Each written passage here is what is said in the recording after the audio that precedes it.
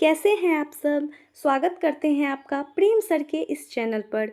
इग्नू के जून और दिसंबर एग्ज़ाम के लिए आज मैं लेकर आई हूँ BANS 184 सार्वजनिक स्वास्थ्य और महामारी विज्ञान। आज का ये सेशन पिछले 5 साल के PYQ क्वेश्चंस पर आधारित है। तो दोस्तों, ये पिछले साल के पेपर्स आपके एग्ज़ाम के लिए एकदम गेम चेंजर होने वाला है। तो चलिए बिना टाइम वेस्ट किए स्क्रीन पर चलते हैं और एक एक करके हम सारे MVBI क्वेश्चन को अच्छे से लर्न करते हैं। Let's start. तो हमारा आज का फर्स्ट क्वेश्चन है, तो हमारा फर्स्ट MVBI क्वेश्चन क्या है? सार्वजनिक स्वास्थ्य की उत्पत्ति और विकास पर संक्षेप में चर्चा कीजिए। तो चलिए अभी हम लोग जानेंगे सार्वजनिक स्वास्थ्य की उत्पत्ति के बारे में, कैसे इसकी उत्पत्ति हुई थी। तो चलिए इस प्रश्न के उत्तर को देखते हैं। सार्वजनिक स्वास्थ्य का इतिहास उतना ही पुराना है जितनी मानव सभ्यता का है। तो सार्वजनिक स्वास्थ्य का इतिहास कितना पुराना है? जितना मानव सभ्यता का इतिहास है। तो प्राचीन काल में जब इंसान कबीलों या गांवों में रहता था, तभी उसे समझ आ गया था कि गंदगी से बीमारियां फैलती है। तो प्राचीन काल से ही उनको पता चल गया था कि गंदगी से बीमारियां फैलती है। सिंधु घाटी सभ्यता जो है इसका सबसे बड़ा प्रमाण है, जहां खुदाई में मिली नालियां और सफाई की व्यवस्था बताती है कि हमारे पूर्वज सेहत के प्रति कितने सजग थे। यहाँ तक कि सिंधु सभ्यता के रोड भी ऐसे बनाए जाते थे कि हवा चलने की दिशा के ओर बनाए जाते थे, जिससे क्या होता था, कचरा अपने आप ही साइड हो जाता था। तो मध्यकाल में जब प्लेग जैसी भयानक महामारियों ने तबाही मचाई, तब पहली बार बीमार व्यक्ति को अलग रखने यानी क्वारंटाइन जैसी व्यवस्थाएं शुरू हुई। तो क्वारंटाइन जैसी व्यवस्थाएं कब शुरू हुई थी? मध्यकाल में शुरू हुई थी। और किस बीमारियों के आने से? प्लेग जैसी बीमारियों के आने से। लेकिन सार्वजनिक स्वास्थ्य का आधुनिक रूप 19वीं सदी के औद्योगिक क्रांति के दौरान उभरा और शहरों में भीड़ भाड़ बढ़ने से जब हैजा जैसी बीमारियां फैली, तब ब्रिटेन के एडविन चैडविक ने अपनी रिपोर्ट में साबित किया कि बीमारी का सीधा संबंध गंदगी और दूषित पानी से है। इसके बाद 1848 में दुनिया का पहला पब्लिक हेल्थ एक्ट बना। तो किसने साबित किया अपनी रिपोर्ट में कि बीमारी का सीधा संबंध गंदगी और दूषित पानी से है? एडविन चैडविक ने। किसने? एडविन चैडविक ने। और इसके बाद क्या हुआ? 1848 में दुनिया का पहला पब्लिक हेल्थ एक्ट बना। तो हम इसे याद रखेंगे कि दुनिया का पहला पब्लिक हेल्थ एक्ट कब बना था? 1848 में। तो 20वीं सदी के आते आते विज्ञान ने बड़ी तरक्की की और हमें वायरस व कीटाणुओं के बारे में पता चला, और टीकाकरण की खोज ने चेचक और पोलियो जैसी बीमारियों को दुनिया से विदा करने में मदद मिली। और आज सार्वजनिक स्वास्थ्य का दायरा बहुत बड़ा है। अब इसमें केवल संक्रमण ही नहीं, बल्कि मानसिक स्वास्थ्य, प्रदूषण और जीवन शैली से जुड़ी समस्याओं पर भी काम किया जाता है। तो टीकाकरण की खोज कब हुई थी? 20वीं सदी में हुई थी। और 20वीं सदी में ही चेचक और पोलियो जैसी बीमारी को दुनिया से विदा करने में भी मदद मिली थी। तो चलिए आगे देखते हैं हम। हमारा दूसरा महत्वपूर्ण प्रश्न, भारत में राष्ट्रीय स्वास्थ्य कार्यक्रमों पर एक लेख लिखिए। तो चलिए अब हम लोग राष्ट्रीय स्वास्थ्य कार्यक्रमों पर एक चर्चा करते हैं, मतलब उस पर एक लेख लिखते हैं। भारत एक विशाल जनसंख्या वाला देश है, जहां हर व्यक्ति स्वास्थ्य सुविधा पहुंचाना बड़ी चुनौती है। तो यहाँ पर हर व्यक्ति तक स्वास्थ्य सुविधा को पहुंचाना क्या है? बहुत ज़रूरी है भारत में। इसे पूरे करने के लिए सरकार कई राष्ट्रीय स्वास्थ्य कार्यक्रम चलाती है। इन कार्यक्रमों का मुख्य लक्ष्य मृत्यु दर को कम करना और गंभीर बीमारियों को जड़ से मिटाना है। तो इन कार्यों का मुख्य लक्ष्य क्या है? मृत्यु दर को कम करना और गंभीर बीमारियों को जड़ से मिटाना। भारत की सबसे बड़ी सफलता पल्स पोलियो अभियान रही है। तो भारत की सबसे बड़ी सफलता क्या रही है? पल्स पोलियो अभियान रही है, जिसने देश को पोलियो से मुक्त बनाया है। इसी में हम आगे देखते हैं कि वर्तमान में राष्ट्रीय स्वास्थ्य मिशन NHM राष्ट्रीय सरकार का सबसे बड़ा कार्यक्रम है। इसके तहत गांव में आशा कार्यकर्ताओं की फौज तैयार की गई है, जो घर घर जाकर मां और बच्चे की सेहत का ध्यान रखती है। इसके साथ ही आयुष्मान भारत योजना ने स्वास्थ्य क्षेत्र की ओर तस्वीर बदल दी है, जिसके तहत गरीब परिवारों को सालाना 5 लाख रुपये तक का मुफ्त इलाज मिलता है। तो नेशनल हेल्थ मिशन के तहत क्या हुआ है? आशाओं की जो है एक फौज तैयार की गई है, जो घर घर जाकर क्या करती है? माँ और बच्चों की सेहत का ध्यान रखती है।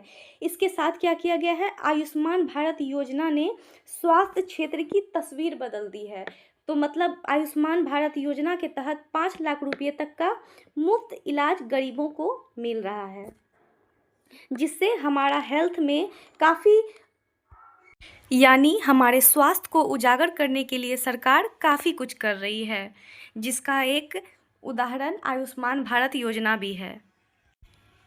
सरकार ने बीमारियों के हिसाब से भी लक्ष्य तय किए, जैसे राष्ट्रीय क्षय रोग उन्मूलन कार्यक्रम का उद्देश्य 2025 तक भारत से टीबी को खत्म करना है। तो 2025 तक क्या करना है? भारत से टीबी को खत्म करना है, जिसके लिए कौन सी कार्यक्रम चलाई गई है? राष्ट्रीय क्षय रोग उन्मूलन कार्यक्रम। इसी तहत मिशन इंद्रधनुष के जरिए बच्चों का संपूर्ण टीकाकरण सुनिश्चित किया जाता है। ये सभी कार्यक्रम मिलकर एक मजबूत और स्वस्थ भारत के निर्माण में जुटे हैं। तो मिशन इंद्रधनुष क्या करता है कि बच्चों का संपूर्ण टीकाकरण सुनिश्चित करता है। तो हम आते हैं अब हमारे तीसरा महत्वपूर्ण प्रश्न पर।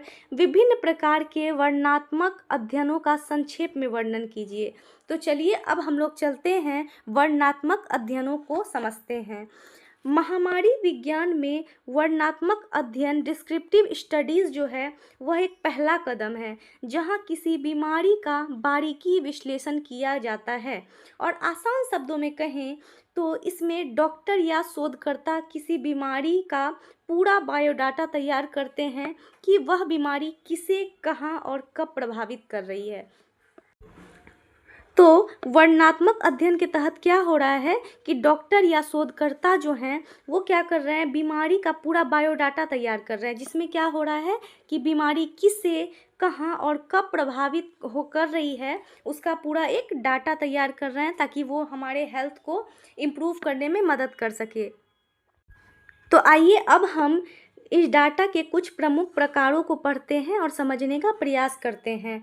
तो पहला है हमारा केस रिपोर्ट। तो चलिए अब हम लोग केस रिपोर्ट को समझते हैं।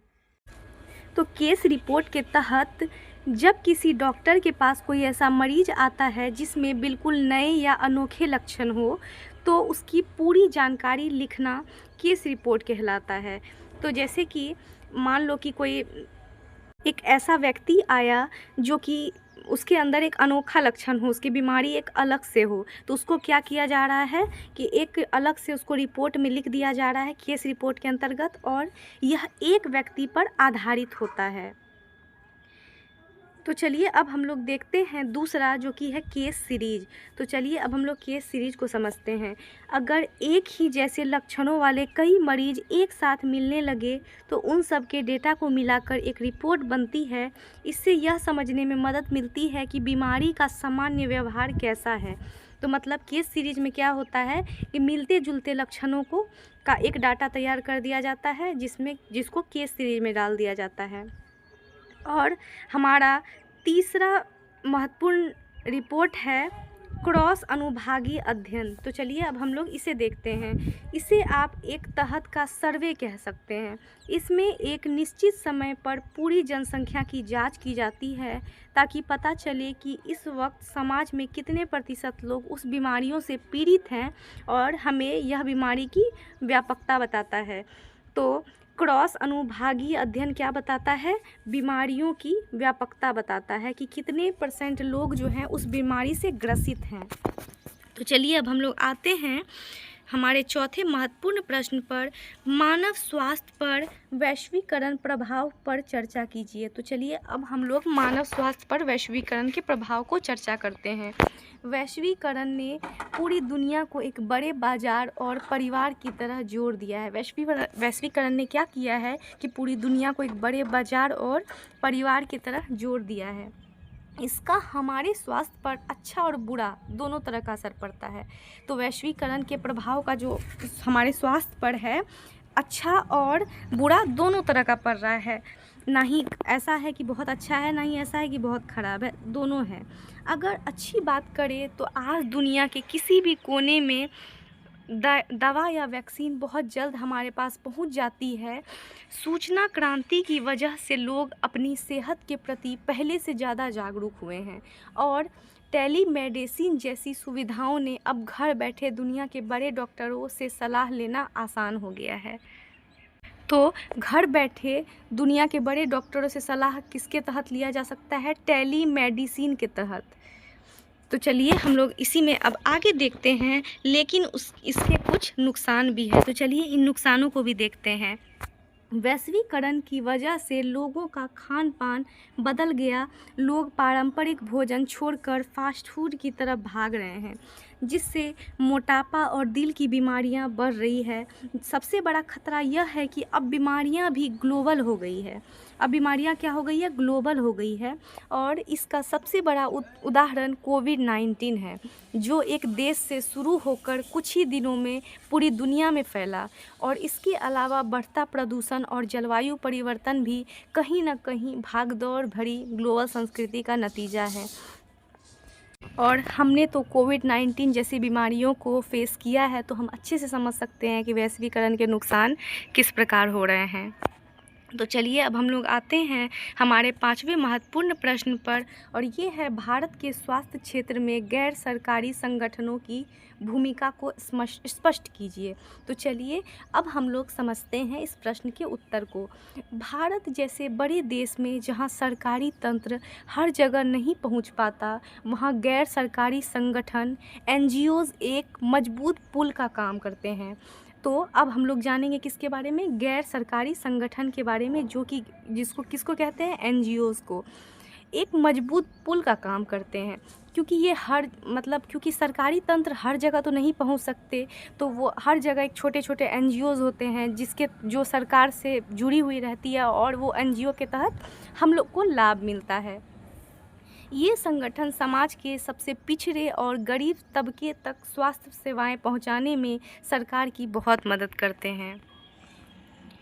इनकी भूमिका को हम कुछ मुख्य बिंदुओं में देखते हैं। तो चलिए इसे देखते हैं।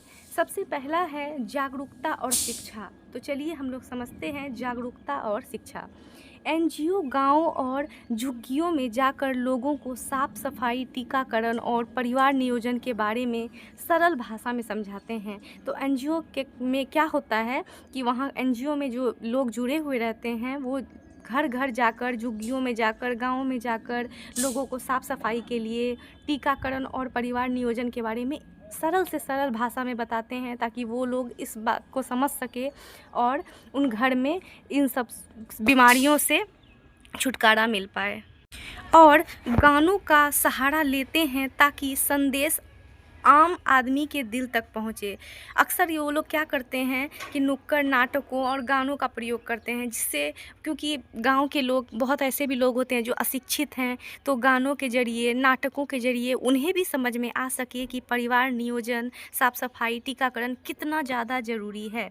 तो ये सब हमारे जागरूकता और शिक्षा के तहत आता है। तो चलिए अब हम लोग आगे देखते हैं सेवाओं का विस्तार। तो चलिए अब हम लोग सेवाओं के विस्तार को समझते हैं। सुदूर इलाकों या उन गांवों में जहां अस्पताल नहीं है, वहां कई NGO यानी कि मोबाइल हेल्थ वैन चलाते हैं। NGOs क्या चलाते हैं? Mobile health van. ये मुफ्त आँखों का ऑपरेशन, कैंप लगाकर दवाइयाँ बांटना और कुपोषण को दूर करने के लिए पौष्टिक भोजन देने का काम करते हैं। तो सेवाओं के तौर पर क्या करते हैं, एनजीओज़ जो हैं मोबाइल हेल्थ वैन चलाते हैं, जिससे वे मुफ्त आँखों का ऑपरेशन जैसे कि कैंप लगाकर दवाइयाँ भी बांट देते हैं। और इससे जो है क्या होता है, कुपोषण को दूर करने के लिए पौष्टिक भोजन देने का भी काम करते हैं। तो अगर कोई व्यक्ति कुपोषित है, कोई बच्चे कुपोषित हैं, तो उसे पौष्टिक भोजन देने का काम करते हैं, जिससे उनकी हेल्थ में सुधार हो सके। तो चलिए अब हम लोग देखते हैं सरकार की मदद और इसे भी समझते हैं। ये संगठन पल्स पोलियो जैसे बड़े अभियानों में भीड़ जुटाना और सरकारी योजनाओं को असली हकदार तक पहुंचाने में मदद करते हैं।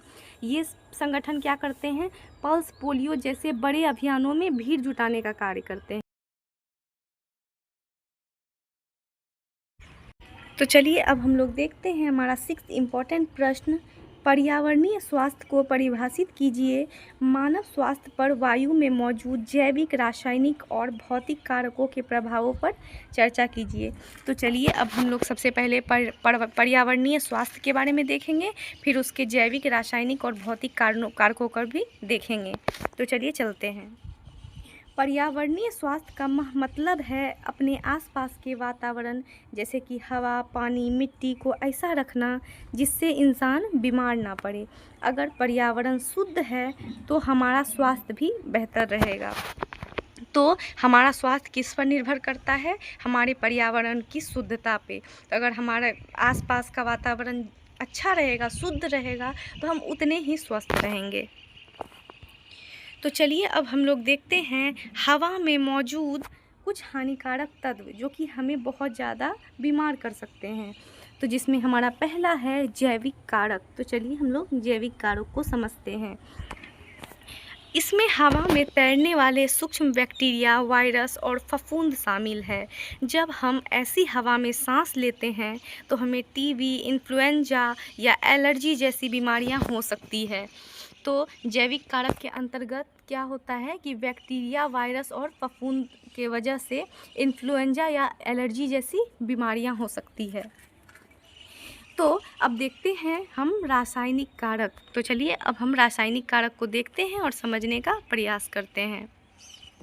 तो रासायनिक कारक के अंतर्गत कारखानों और गाड़ियों से निकलने वाला जहरीला धुआं, जिसमें कार्बन मोनोऑक्साइड और सल्फ़र जैसी गैसें होती है। क्या होती है, कार्बन मोनोऑक्साइड और सल्फ़र जैसी गैसें, जो कि सीधे हमारे फेफड़ों पर हमला करती है और दमा, जिसे अस्थमा भी कहते हैं, और फेफड़ों के कैंसर का खतरा बढ़ जाता है। तो जहरीली धुआं से कार्बन मोनोऑक्साइड और सल्फ़र जैसी गैसें होती है, जिसके कारण हमें कौन सी बीमारी होती है, दमा, जिसे अस्थमा कहते हैं, और फेफड़ों का कैंसर।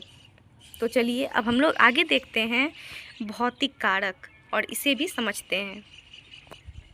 भौतिक कारक के अंतर्गत हवा के जरिए आने वाला अत्यधिक शोर, धूल के कण और रेडिएशन शामिल हैं। धूल के बारीक कण सांस के जरिए हमारे खून तक पहुंच सकते हैं और दिल की बीमारियां होती है। अत्यधिक शोर से मानसिक तनाव और चिड़चिड़ापन बढ़ता है। तो क्या होता है भौतिक कारक के अंतर्गत, शोर, धूल के कण और रेडिएशन के वजह से दिल की बीमारियां, और शोर से मानसिक तनाव और चिड़चिड़ापन बढ़ता है, जिसे अभी के लोग, जैसे हम लोग के टाइम में डिप्रेशन कहा जाता है। तो इसे ही मानसिक तनाव और चिड़चिड़ापन कहते हैं, जो कि किसके ज़रिए होता है, शोर के ज़रिए। क्योंकि ये पहले के टाइम में कम होता था, अभी के टाइम में ज़्यादा हो रहा है, क्योंकि अभी इलेक्ट्रॉनिक डिवाइस जैसे कि ब्लूटूथ, स्पीकर, फ़ोन, और हम लोग काफ़ी साउंड में म्यूज़िक सुनना, लेक्चर्स देखना, ये सब की वजह से भी काफ़ी शोर से हमारा मानसिक तनाव बढ़ जा रहा है और हमें चिड़चिड़ापन हो रहा है। तो हमने अभी तक जैविक, भौतिक और रासायनिक कारक को देखा। तो चलिए अब हम लोग आगे चलते हैं क्वेश्चन नंबर 7 पे। ये भी बहुत एमबीबीआई प्रश्न है। सार्वजनिक स्वास्थ्य को परिभाषित कीजिए, इसकी उत्पत्ति तथा विकास पर संक्षिप्त चर्चा कीजिए। तो चलिए अभी हम लोग सार्वजनिक स्वास्थ्य को देखते हैं। सार्वजनिक स्वास्थ्य का सरल अर्थ क्या है, क्या मतलब होता है सार्वजनिक स्वास्थ्य का? बीमारी का इलाज करने के बजाय बीमारी को आने से रोकना। सार्वजनिक स्वास्थ्य का क्या मतलब होता है कि बीमारी को इलाज करने के बजाय बीमारी को आने से रोकना, यह पूरे समाज की सेहत को सुधारने का एक सामूहिक और संगठित प्रयास है। इसका मुख्य लक्ष्य लोगों को जागरूक करना और स्वस्थ वातावरण तैयार करना है। अगर सार्वजनिक स्वास्थ्य का सीधा मतलब कहे तो अगर कोई इंसान बीमार पड़ता है और हम उसका इलाज कराते हैं तो वो केवल एक व्यक्ति का इलाज हुआ, लेकिन हम पर्यावरण को स्वस्थ रखते हैं तो यह पूरे समाज, पूरे सोसाइटी के लिए एक वातावरण को अच्छा रखना और हेल्थ को भी अच्छा रखने का एक बहुत अच्छा रूप होगा। तो चलिए हम लोग आगे देखते हैं। इसकी शुरुआत प्राचीन सभ्यताओं से ही हो गई थी। पुराने रोम और भारत में साफ सफाई और जल निकासी पर बहुत ध्यान दिया जाता था। मध्यकाल में जब भयानक महामारियां फैली तो इंसानों ने सीखा कि बीमार व्यक्ति को स्वस्थ लोगों से अलग रखना कितना ज़रूरी है। तो मध्यकाल में ही लोग समझ गए थे कि बीमार व्यक्तियों को स्वस्थ व्यक्ति से दूर रखना चाहिए। लेकिन असली विकास 18वीं और 19वीं सदी में हुआ, जब वैज्ञानिकों ने कीटाणु सिद्धांत खोजा। तो जब वैज्ञानिकों ने क्या खोजा, कीटाणु सिद्धांत कब खोजा था? 18वीं और 19वीं सदी में। और यह बताया कि बीमारियां गंदगी और कीटाणुओं से फैलती है। क्या बताया था उन्होंने? बीमारियां कैसे फैलती है? गंदगी और कीटाणुओं से फैलती है। तो चलिए हम लोग आगे देखते हैं। विकास का यह सफ़र सफाई से शुरू होकर आज टीकाकरण और हाई टेक लैब तक पहुंच गया है। आज सार्वजनिक स्वास्थ्य केवल इन्फेक्शन को ही नहीं देखता, बल्कि तंबाकू नियंत्रण, सुरक्षित यातायात और मानसिक स्वास्थ्य जैसे बड़े सामाजिक मुद्दों पर भी काम करता है। तो यह साफ सफाई से शुरू हुआ था, लेकिन आज जो है टीकाकरण और हाई टेक लैब तक पहुंच गया है। तो इसके ज़रिए हम अब यहाँ तक पहुँच गए हैं कि अब तंबाकू नियंत्रण हो रहा है, सुरक्षित यातायात हो रहा है, मानसिक स्वास्थ्य पर बहुत अच्छे से ध्यान दिया जा रहा है और भी सामाजिक मुद्दों पर काम बढ़ता जा रहा है। तो चलिए हम लोग आगे देखते हैं। हमारा 8वां महत्वपूर्ण प्रश्न, महामारी विज्ञान क्या है? यादृच्छिकृत अध्ययन का वर्णन कीजिए। तो चलिए अब हम लोग महामारी विज्ञान को समझते हैं। महामारी विज्ञान वह विज्ञान है जो यह पता लगाता है कि समाज में कौन सी बीमारी कब, क्यों और कैसे फैल रही है। इसे स्वास्थ्य विभाग का जासूसी विभाग भी कहते हैं। इसे क्या कहते हैं? स्वास्थ्य विभाग का जासूसी विभाग। किसे कहते हैं? महामारी विज्ञान को, जो बीमारी की जड़ तक पहुंचकर उसे खत्म करने के तरीके ढूंढता है। तो चलिए अब हम लोग यादृच्छिकीकृत अध्ययन को देखते हैं, रैंडमाइज कंट्रोल ट्रायल को। यह किसी भी नई दवा या वैक्सीन को जांचने का सबसे सटीक और वैज्ञानिक तरीका है। यह क्या है? कौन सी तरीका है? मतलब किसी भी नई दवा, न्यू मेडिसिन और न्यू वैक्सीन को जांचने का सटीक, एकदम सही और वैज्ञानिक तरीका है।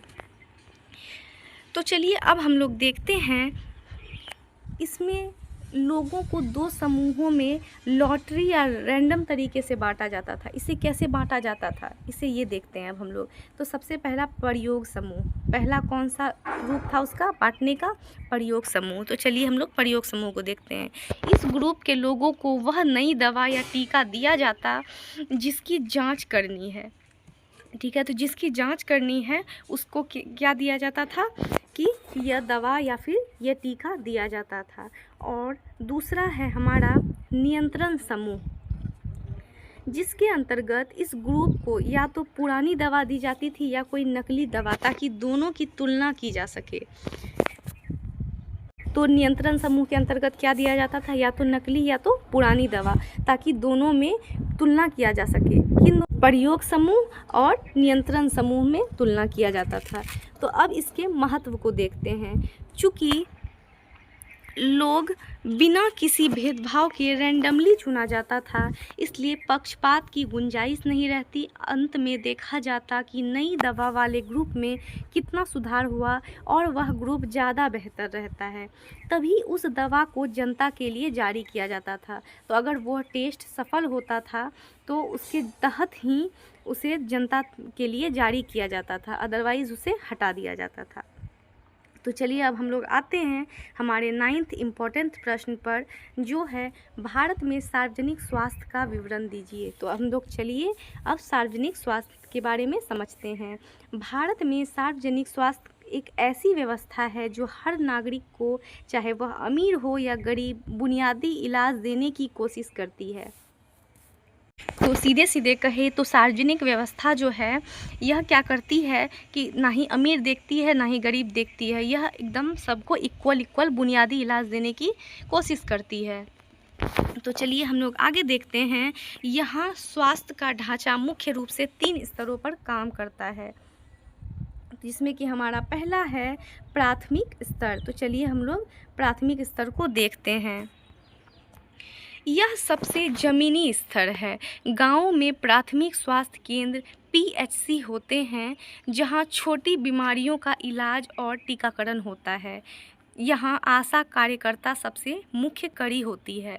तो गाँव में सबसे ज़मीनी स्तर होते हैं और यहाँ क्या होता है, प्राथमिक स्वास्थ्य केंद्र होता है, पीएचसी होता है, जहाँ छोटी बीमारियों और टीकाकरण होता है। यहाँ पे छोटी छोटी बीमारियों का और टीकाकरण हो जाता है। तो यहाँ कौन कार्य करता है, मुख्य रूप से आशा। ठीक है, तो अब हम लोग आते हैं द्वितीयक स्तर में और द्वितीयक स्तर को भी देखते हैं। जब बीमारी थोड़ी गंभीर हो तो मरीज को सामुदायिक स्वास्थ्य केंद्र सीएससी या जिला अस्पताल भेजा जाता है।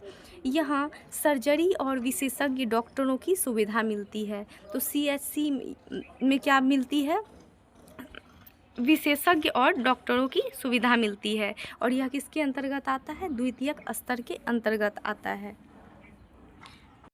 तो आइए अब देखते हैं तृतीयक स्तर में क्या हुआ।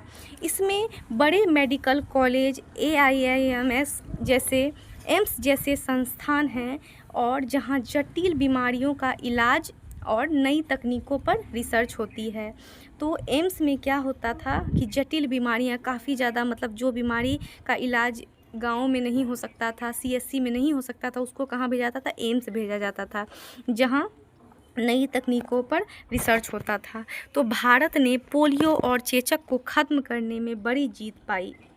भारत में क्या हुआ कि पोलियो और चेचक को ख़त्म करने में बड़ी जीत पाई। हालांकि आज भी कुपोषण और अस्पतालों की कमी जैसी चुनौतियां हैं, लेकिन सरकार अब डिजिटल हेल्थ और आयुष्मान भारत के जरिए हर गांव तक आधुनिक इलाज पहुंचाने की कोशिश कर रही है। तो सरकार जो है अभी हर घर, हर शहर तक अपना इलाज पहुंचाने का प्रयास कर रही है। तो चलिए अब हम लोग आते हैं अगला महत्वपूर्ण प्रश्न, महामारी को नियंत्रण करने में सार्वजनिक स्वास्थ्य की भूमिका और महत्व को स्पष्ट कीजिए।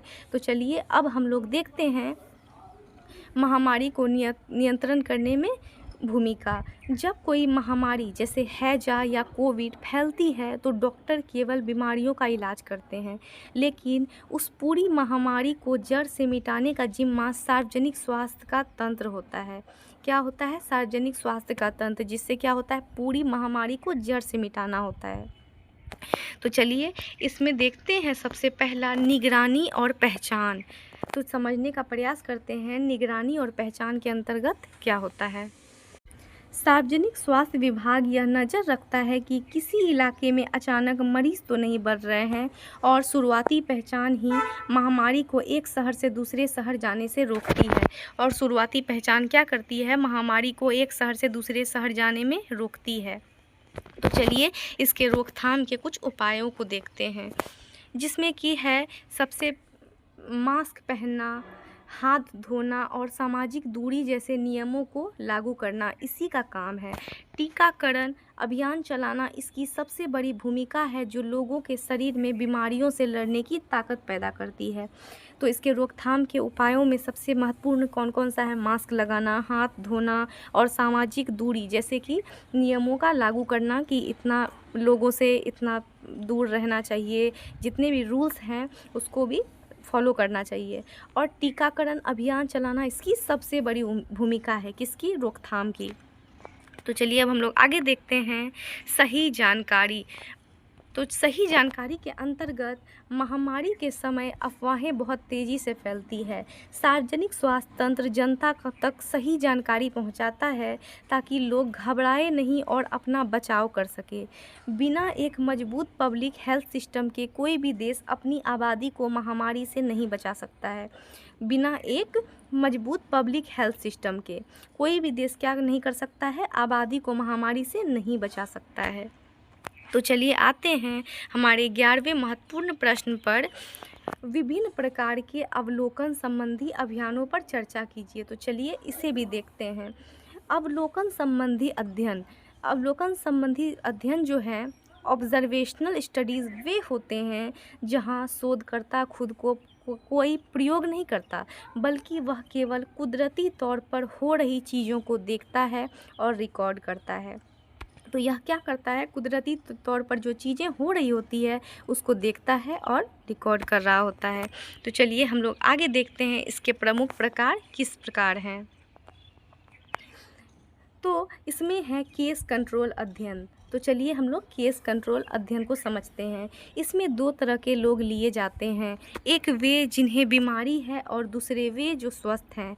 फिर उनके पुराने इतिहास की तुलना की जाती है, जैसे यह देखना कि क्या फेफड़ों के कैंसर वाले मरीज पहले ज़्यादा धूम्रपान करते थे। तो केस कंट्रोल अध्ययन के में क्या होता था कि दो व्यक्तियों में उसमें चेक किया जाता था, दोनों की तुलना की जाती थी कि क्या जो है जिन व्यक्ति को फेफड़ों के कैंसर होते थे वह पहले ज़्यादा धूम्रपान करते थे। तो ऐसी देखी जाती थी तुलनात्मक तौर पर। तो चलिए अब हम लोग देखते हैं कोहार्ट अध्ययन और इसे समझते हैं। इसमें स्वस्थ लोगों के एक समूह को चुना जाता है और उन्हें कई सालों तक फॉलो किया जाता है, जिनसे पता चलता है कि उनकी आदतों का भविष्य में उनकी सेहत पर क्या असर पड़ता है। तो कोहार्ट अध्ययन के तहत क्या किया जाता है, एक ही समूह को चुना जाता है और उन्हें कई सालों तक फॉलो किया जाता है, जिससे ये पता चलने लग जाता है कि उनके भविष्य में सेहत पर क्या प्रभाव पड़ता है, क्योंकि उनको वो कई सालों से देखते आ रहे होते हैं। तो यह किसके अंतर्गत आता है, कोहार्ट अध्ययन के अंतर्गत आता है। तो चलिए अब हम लोग देखते हैं क्रॉस अनुभागीय अध्ययन और इसे समझते हैं। यह एक सर्वे जैसा है। क्रॉस अनुभागीय अध्ययन कैसा है, सर्वे जैसा। इसमें एक ही समय पर डेटा लिया जाता है, जैसे आज की तारीख में समाज में कितने लोग मधुमेह से पीड़ित हैं, और यह समाज की वर्तमान स्थिति का एक स्नैपशॉट देता है। तो समाज की वर्तमान स्थिति का स्नैपशॉट कौन सा अध्ययन देता है, क्रॉस अनुभागीय अध्ययन, जिसमें एक ही आज की तारीख में क्या होता है, कितने लोग किसी पीड़ा से पीड़ित हैं, तो उसे ही देखा जाता है। तो चलिए अब हम लोग आते हैं हमारे 12वें महत्वपूर्ण प्रश्न पर। सार्वजनिक स्वास्थ्य के मूल विषयों पर संक्षेप में चर्चा कीजिए। तो चलिए अब हम लोग देखेंगे क्वेश्चन नंबर 12 में सार्वजनिक स्वास्थ्य के मूल विषय। तो सार्वजनिक स्वास्थ्य के कोई अकेला विषय नहीं है, यह जो है कोई अकेला विषय नहीं है, बल्कि यह 5 मुख्य स्तंभों से मिलकर बना है जो समाज की रक्षा करते हैं। तो चलिए हम देखते हैं, जिसमें हमारा पहला है महामारी विज्ञान और जैव सांख्यिकी। तो चलिए इसे देखते हैं। बीमारियों के फैलने का तरीका समझना, आंकड़ों का हिसाब रखना ताकि सरकार सही योजना बना सके। तो इसके अंतर्गत क्या होता है, आंकड़ों का हिसाब रखा जाता है ताकि सरकार क्या सके, सही योजना बना सके।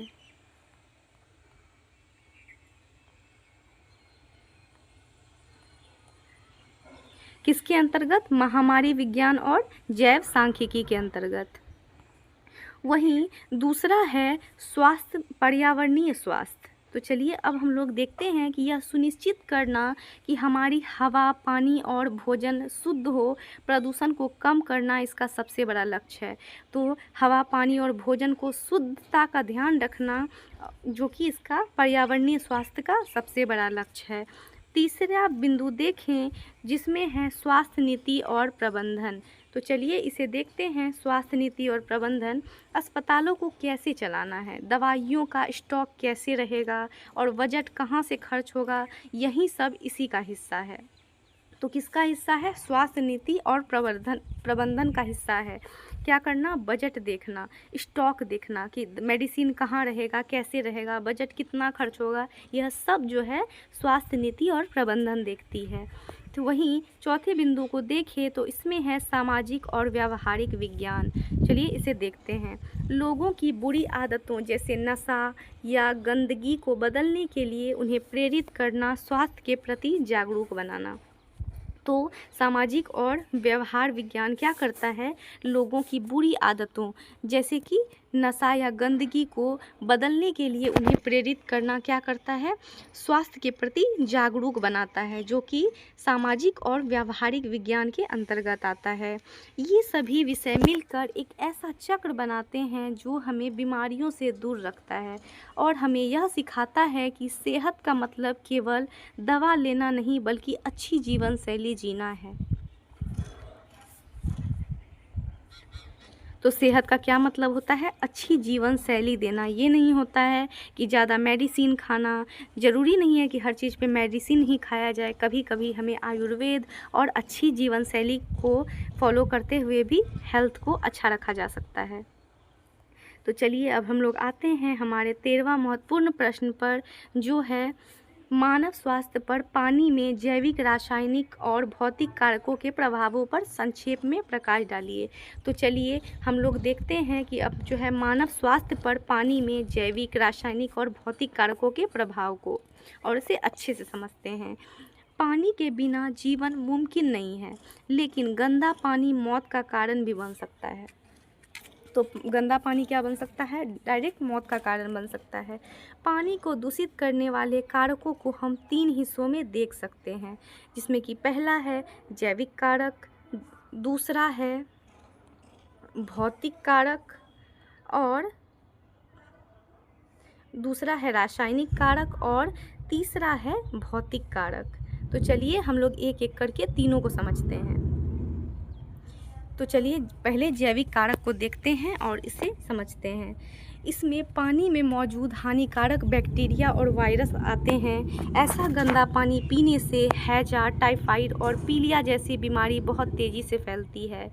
तो इसमें क्या होता है, पानी में मौजूद हानिकारक बैक्टीरिया जैसे कि वायरस आ जाते हैं। ऐसे गंदा पानी पीने से क्या होता है, हैजा, टाइफाइड और पीलिया जैसी बीमारियां तेज़ी से फैलती है। तो चलिए अब हम लोग देखते हैं रासायनिक कारक। फैक्ट्रियों या फिर कचरा खेती में इस्तेमाल होने वाला कीटनाशक जब पानी में मिलते हैं तो उसे जहरीला बना देते हैं। जैसे पानी में आर्सेनिक या फ्लोराइड की मात्रा, किसकी मात्रा, आर्सेनिक या फ्लोराइड की मात्रा बढ़ने से हड्डियाँ टेढ़ी हो सकती है और कैंसर जैसी बीमारियां हो सकती है। तो पानी में आर्सेनिक या फ्लोराइड की मात्रा बढ़ने से क्या होती है, हड्डियां टेढ़ी हो सकती है और कैंसर जैसी बीमारियां बढ़ सकती है। तो चलिए आइए अब देखते हैं भौतिक कारक और इसे भी समझते हैं। इसमें पानी का मटमैला होना, उसमें मिट्टी के कण, कचरा होना शामिल है। यह पानी में न केवल स्वाद खराब होता है बल्कि पेट की बीमारियों और त्वचा की समस्याओं का भी कारण बन सकता है। साफ और सुरक्षित पेयजल सार्वजनिक स्वास्थ्य की पहली और सबसे ज़रूरी शर्त है। तो सार्वजनिक स्वास्थ्य की सबसे पहली और सबसे ज़रूरी शर्त कौन सी है, साफ़ और सुरक्षित पेयजल। अगर हम पानी अच्छा पिएंगे, क्योंकि हम सबसे ज़्यादा हमारे शरीर में पानी ही होता है, तो अगर हम अच्छा पानी पिएंगे तो हमारे स्वास्थ्य को रखने में काफ़ी मदद मिलेगा, अच्छा रहेगा। तो चलिए हम लोग आगे देखते हैं। भारत में सार्वजनिक स्वास्थ्य के संरक्षण और संवर्धन में भारत सरकार की भूमिका पर चर्चा कीजिए। तो चलिए हम लोग देखते हैं भारत में सार्वजनिक स्वास्थ्य के संरक्षण और संवर्धन में भारत की सरकार पर भूमिका।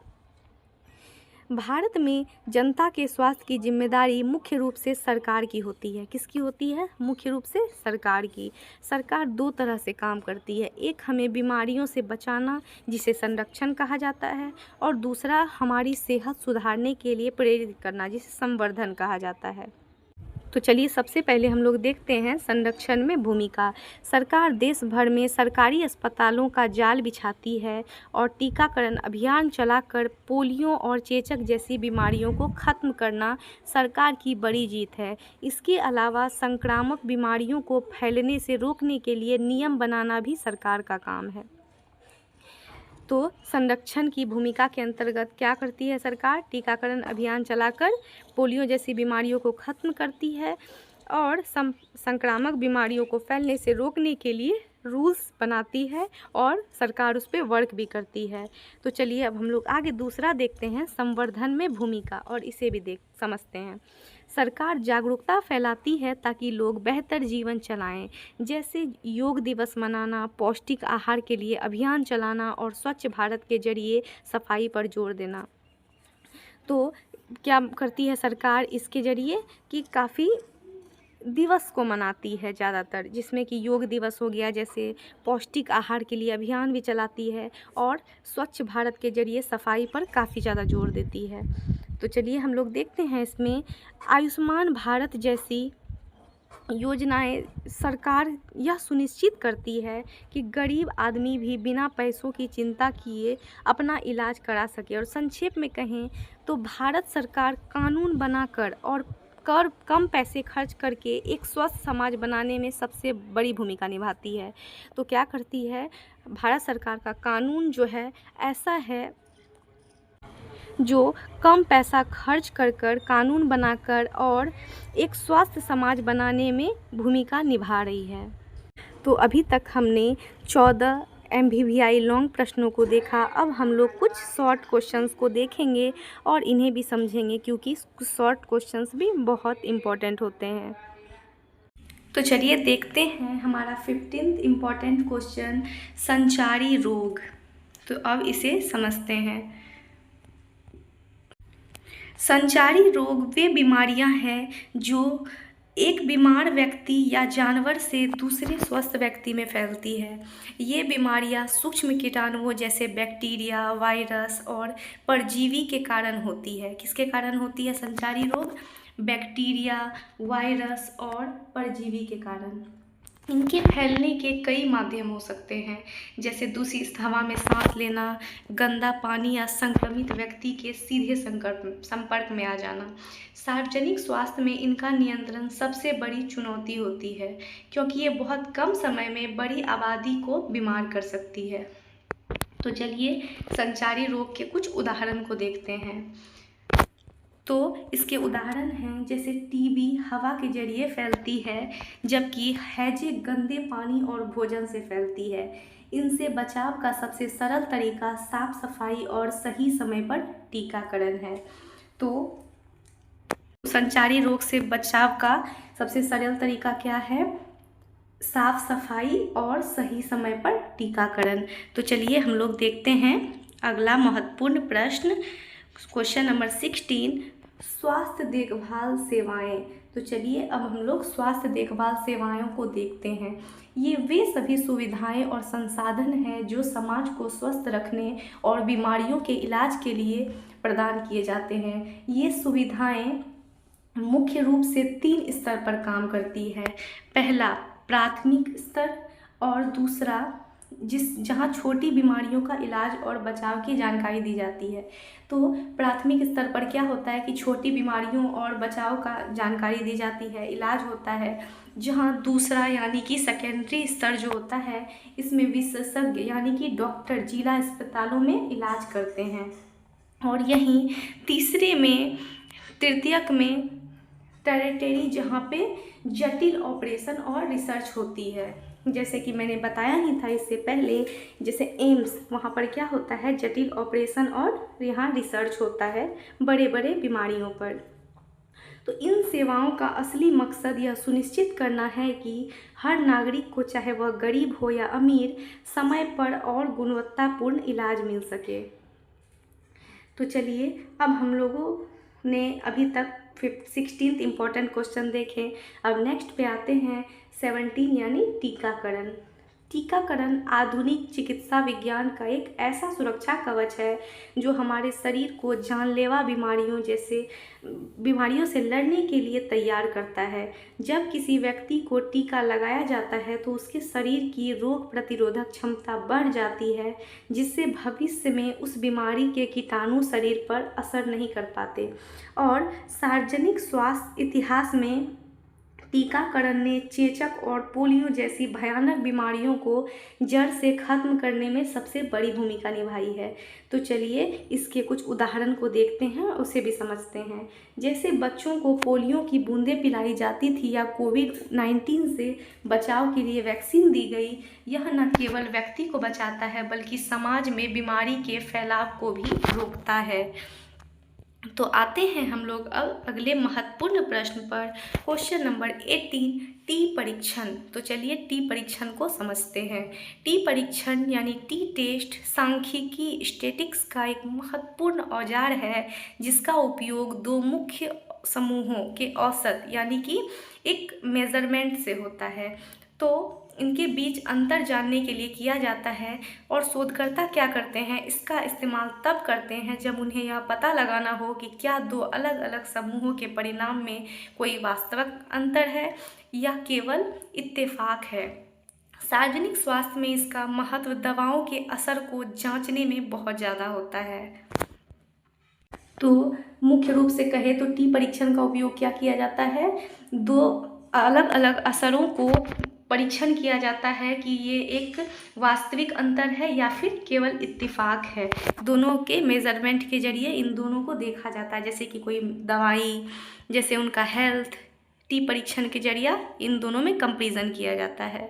चलिए इनके उदाहरण से समझते हैं। जैसे मान लीजिए एक समूह को नई दवा दी गई और दूसरे को नहीं।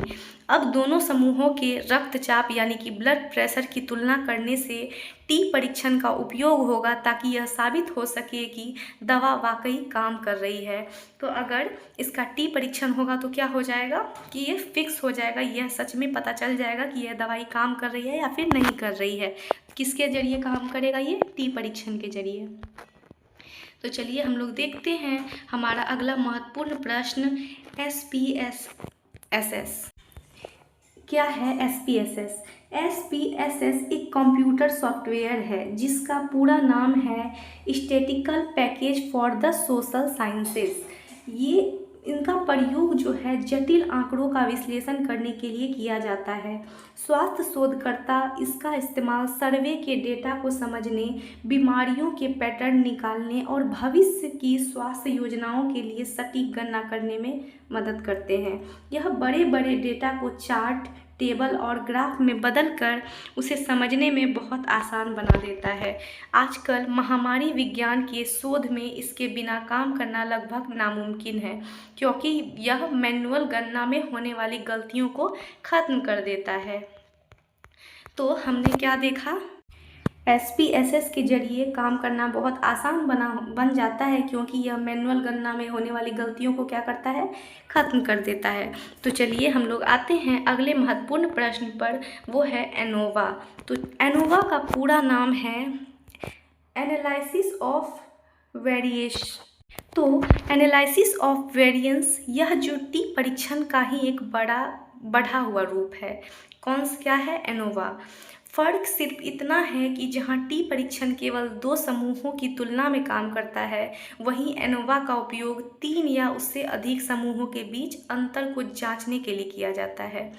यह शोधकर्ताओं को यह समझने में मदद करता है कि अलग अलग परिस्थितियों का परिणाम पर क्या असर पड़ रहा है।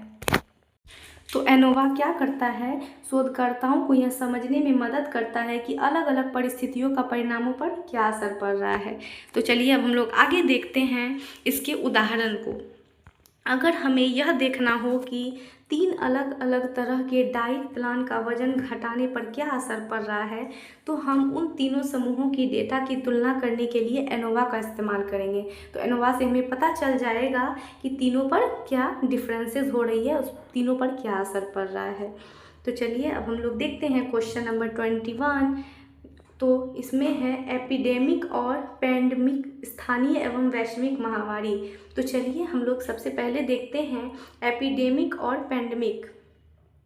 दोनों ही बीमारियां तेज से फैलने की स्थिति है, लेकिन इसके विस्तार में अंतर होता है।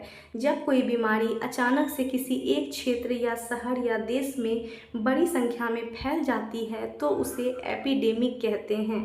वहीं जब यही बीमारी भौगोलिक सीमाओं को पार करने की पूरी दुनिया में कई महाद्वीप में फैल जाती है तो उसे पैंडेमिक कहा जाता है। उदाहरण के लिए हम देखें तो किसी एक राज्य में फैलने वाला डेंगू एपिडेमिक हो सकता है, लेकिन कोविड-19 एक पैंडेमिक हो सकता है जिसे पूरी दुनिया में अपनी चपेट में लिया था। तो सीधे तौर पर कहे तो जब कोई किसी खास क्षेत्र में या फिर किसी एक एरिया में फैलता है तो उसे एपिडेमिक कहते हैं, लेकिन जब पूरे महादेश महाद्वीप पूरे बहुत बड़े इलाकों में फैलता है तो उसे पैंडेमिक कहते हैं। तो चलिए अब हम लोग आगे देखते हैं 22 इम्पॉर्टेंट क्वेश्चन। जीन क्रोनिक रोग, तो समझते हैं क्या होता है जीन क्रोनिक रोग। जीन क्रोनिक रोग जो है वे बीमारियां हैं जो एक बार होने के बाद बहुत लंबे समय तक अक्सर पूरी उम्र चलती है। ये बीमारियां धीरे धीरे विकसित होती हैं और अक्सर इंसान की जीवन शैली, खान पान या जेनेटिक्स से जुड़ी होती है। इन्हें पूरी तरह ठीक करना मुश्किल हो जाता है, लेकिन दवा और सही दिनचर्या से इन्हें नियंत्रण में रखा जा सकता है। तो चलिए इसके उदाहरण को देखते हैं। जैसे मधुमेह, डायबिटीज़, उच्च रक्तचाप जो कि कहते हैं हाइपरटेंशन, और दमा, अस्थमा। इन बीमारियों में मरीज को नियमित जांच और लंबे समय तक देखभाल की ज़रूरत होती है ताकि शरीर के अन्य अंगों पर बुरा असर ना पड़े। तो चलिए अब आते हैं हमारा 23वां महत्वपूर्ण प्रश्न, मलेरिया। और अब हम लोग मलेरिया को समझते हैं। मलेरिया एक संक्रामक बीमारी है जो प्लाज्मोडियम नामक परजीवी के कारण होती है। तो मलेरिया किसके कारण होती है? प्लाज्मोडियम नामक परजीवी के कारण। यह बीमारी संक्रमित मादा एनोफिल मच्छर के काटने से इंसानों में फैलती है। मलेरिया कौन से मच्छर के काटने से होती है? मादा एनोफिल मच्छर के काटने से। इसके मुख्य लक्षणों में तेज बुखार, कंपनी के साथ ठंड लगना और पसीना आना शामिल है। सार्वजनिक स्वास्थ्य के नज़रिए से मलेरिया को रोकना बहुत ज़रूरी है क्योंकि यह ग्रामीण इलाकों में बड़ी आबादी को प्रभावित करता है। तो चलिए इनके उदाहरण को से समझते हैं कि गड्ढों में जमा ठहरा हुआ पानी मच्छरों के पनपने की जगह है। इससे बचाव के लिए मच्छरदानी का उपयोग और कीटनाशक छिड़काव और पानी जमाव रोकना सबसे प्रभावी और सही तरीका माना जाता है, क्योंकि अगर हम लोग मच्छर को नहीं रोकेंगे तो हमें मलेरिया जैसी बीमारियां हो सकती है। तो हमें उस पर वर्क करना होगा जिससे मच्छर ना आए। तो चलिए अब हम लोग आते हैं हमारा 24वां महत्वपूर्ण प्रश्न जो है जेंडर एवं स्वास्थ्य। तो चलिए हम लोग जेंडर एवं स्वास्थ्य को देखते हैं। जेंडर एवं स्वास्थ्य पर बहुत गहरा असर पड़ता है क्योंकि समाज में पुरुषों और महिलाओं की भूमिकाएं और जिम्मेदारियां अलग अलग होती है। जैविक बनावट के अलावा सामाजिक भेदभाव भी स्वास्थ्य सेवाओं तक पहुंच को प्रभावित करता है। कई बार महिलाओं के स्वास्थ्य जैसे कि पोषण और प्रजनन स्वास्थ्य को अनदेखा कर दिया जाता है, जिससे उनकी मृत्यु दर बढ़ जाती है। वहीं पुरुषों में जोखिम भरे कामों की या आदतों के कारण अलग अलग तरह के स्वास्थ्य समस्याएं देखी जाती है। अगर हम सार्वजनिक स्वास्थ्य का उद्देश्य एक ऐसी व्यवस्था बनाना है जहां लिंग के आधार पर भेदभाव ना हो तो सभी को समान स्वास्थ्य सुविधाएं मिल सके। तो चलिए अब आते हैं हमारा 25वां महत्वपूर्ण प्रश्न जो कि हमारा लास्ट क्वेश्चन है, गैर संचारी रोग, नॉन कम्युनिकेबल डिजीज़। वे बीमारियां हैं जो एक व्यक्ति से दूसरे व्यक्ति में छूने या संपर्क से नहीं फैलती। ये बीमारियां अक्सर हमारे खराब जीवन शैली, गलत खान पान, शराब, धूम्रपान और शारीरिक व्यायाम की कमी से कारण होती है, जो आज की दुनिया में मौत का सबसे बड़ा एक कारण हो रही है। इन्हें नियंत्रित करने के लिए जागरूकता और स्वास्थ्य आदतों को बढ़ावा देना सबसे ज़रूरी है। उदाहरण के लिए हम देखें जैसे दिल का दौरा, हार्ट अटैक, कैंसर और किडनी की बीमारियां। ये बीमारियां अचानक नहीं होती बल्कि शरीर में धीरे धीरे घर बनाती है। इसलिए इनसे बचने के लिए नियमित व्यायाम और संतुलित आहार अनिवार्य है। सीधे तौर पर कहे तो गैर संचारी रोग पूरी तरह हमारे खान पान और जीवन शैलियों पर डिपेंडेंट होती है। तो दोस्तों, तैयारी को बेहतर बनाने के लिए लाइक एंड सब्सक्राइब करें और हमारे साथ इसी प्रकार जुड़े रहें। अगर आप इस नोट्स को और अच्छे से पढ़ना चाहते हैं तो हमारे वीडियो के डिस्क्रिप्शन में आपको व्हाट्सएप नंबर मिल जाएगा। आप उस पर मैसेज करके PDF को परचेज़ कर सकते हैं और अपनी तैयारी को और भी बेहतर बना सकते हैं। हमारे साथ यहाँ तक बने रहने के लिए धन्यवाद। Thanks for watching. Like, subscribe and share.